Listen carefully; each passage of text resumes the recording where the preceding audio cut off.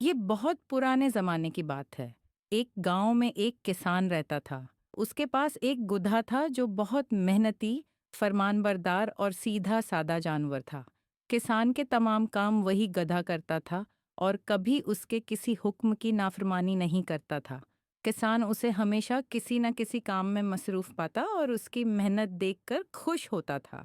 وقت کی بے وفائی، مگر دنیا میں نہ انسان ہمیشہ ایک سا رہتا ہے اور نہ جانا۔ اور جب تک گدھا جوان تھا بہت کام آتا رہا، لیکن جب وہ بوڑھا ہو گیا تو کمزور ہو گیا اور زیادہ کام نہ کر پاتا تھا۔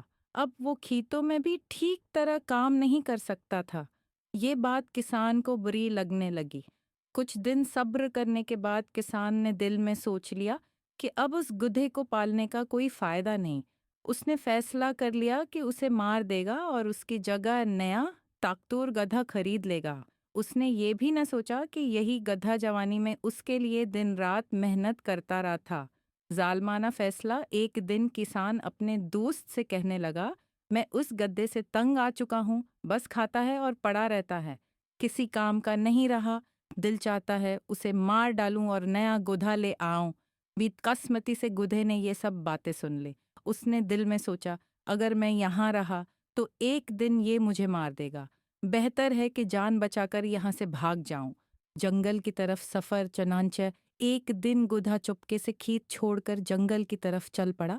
راستے میں اس کی ملاقات ایک کتے سے ہوئی جو تھکا ہارا اور اداس پڑا تھا۔ گدھے نے اس سے حال پوچھا۔ کتے نے آہ بھرتے ہوئے کہا، میں بوڑھا ہو گیا ہوں، اب مالک کے کام کا نہیں رہا، اس نے بھی مجھے مارنے کا ارادہ کر لیا ہے۔ جان بچانے کے لیے بھاگ آیا ہوں، مگر اب نہیں جانتا کہاں جاؤں۔ گدھے نے کہا، میرے ساتھ چل، ہم جنگل میں مل کر زندگی گزاریں گے۔ کتا خوش ہو گیا اور دونوں ساتھ چل پڑے۔ نئے ساتھی تھوڑی دور گئے تو انہیں ایک بلی ملی جو بہت پریشان تھی۔ اس نے بتایا کہ وہ بھی بوڑھی ہو گئی ہے، اب چوہے نہیں پکڑ سکتی، اس لیے مالک اسے مارنے والا تھا۔ وہ بھی جان بچا کر بھاگ آئی تھی۔ گدھے نے بلی کو بھی ساتھ چلنے کو کہا۔ آگے چل کر ان کی ملاقات ایک مرغے سے ہوئی جو اداس بیٹھا تھا۔ مرغے نے بتایا کہ مالک کے گھر مہمان آ رہے ہیں اور اسے ذبح کرنے کا ارادہ ہے۔ یوں گدھا، کتا، بلی اور مرغا چاروں جان بچا کر جنگل کی طرف روانہ ہو گئے۔ چوروں کا گھر۔ شام کے وقت انہوں نے جنگل میں ایک گھر دیکھا جس میں روشنی جل رہی تھی۔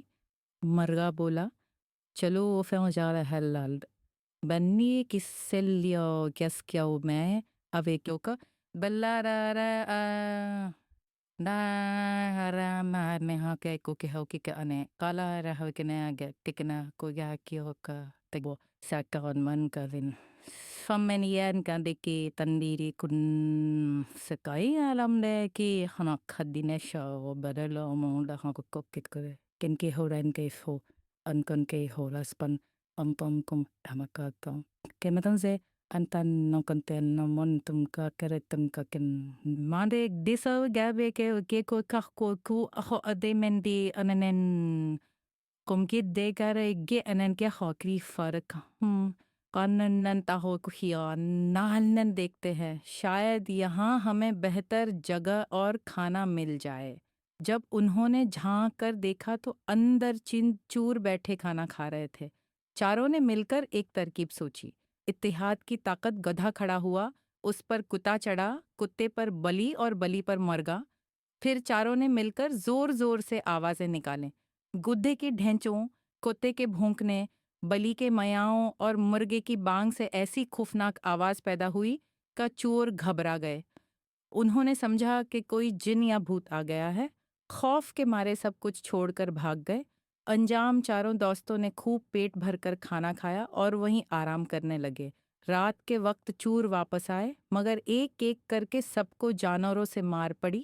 کسی کو بلی نے نوچا، کسی کو کتے نے کاٹا، کسی کو گدھے نے لات ماری اور مرغے نے زور زور سے شور مچایا۔